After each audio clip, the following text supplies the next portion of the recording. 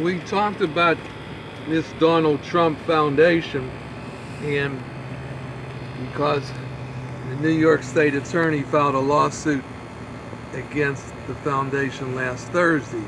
But today there was some more information about this foundation in the New York Times, the new paper, and they were talking about it, trying to decide if the violations are substantial enough to go after Trump for taxes the foundation owes, and to go after him for any other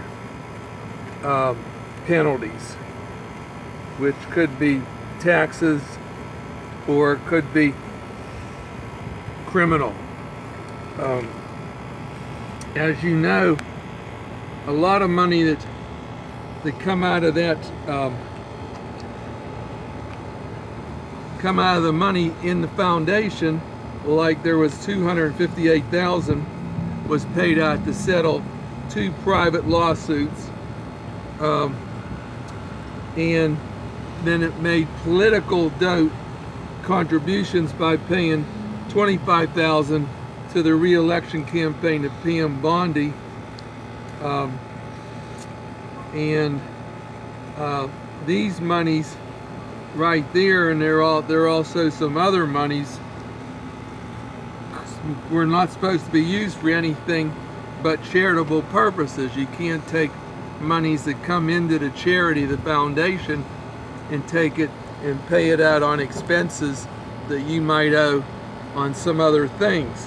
And the question is, if the government went after him, how far could they go to make a tax evasion case for these items?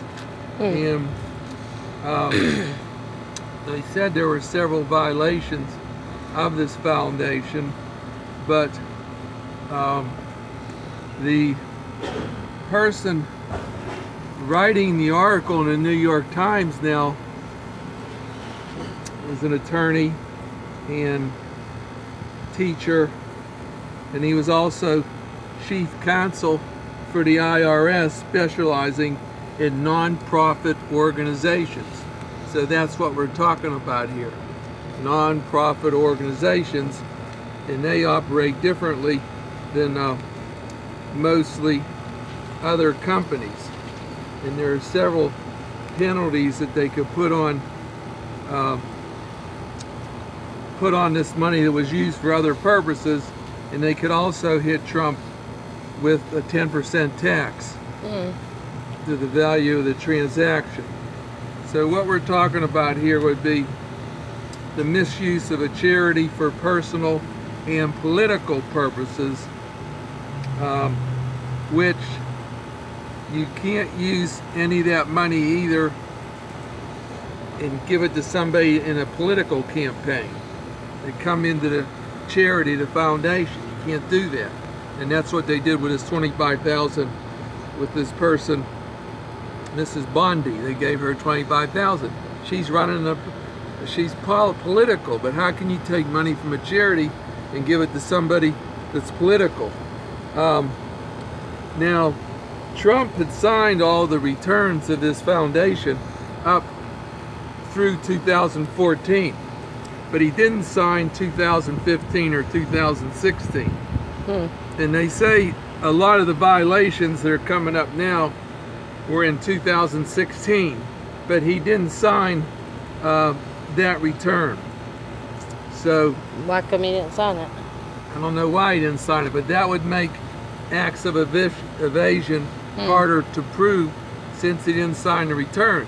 But I think he signed all the other returns, but they say that the 2016 was the toughest. And one thing Trump said in 2016, says, "I know our complex tax laws better than anyone who has ever run for president." Now that's what he said, that he knows those tax laws better than anyone that's ever run for president. And the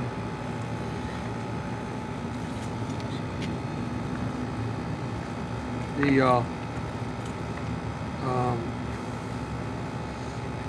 but anyway, we'll have to see how this comes out, because you know the suit filed, I think, was $2.8 million against the foundation, and then we have all these other side charges. So the question that this man says, the one who's an expert, is that a criminal prosecution may be unlikely. That he thinks the IRS has a duty to open an investigation from the facts set out so far in the lawsuit. Now, whether they want to open a criminal investigation, I don't know. We'll have to see. That's it for today. Thank you.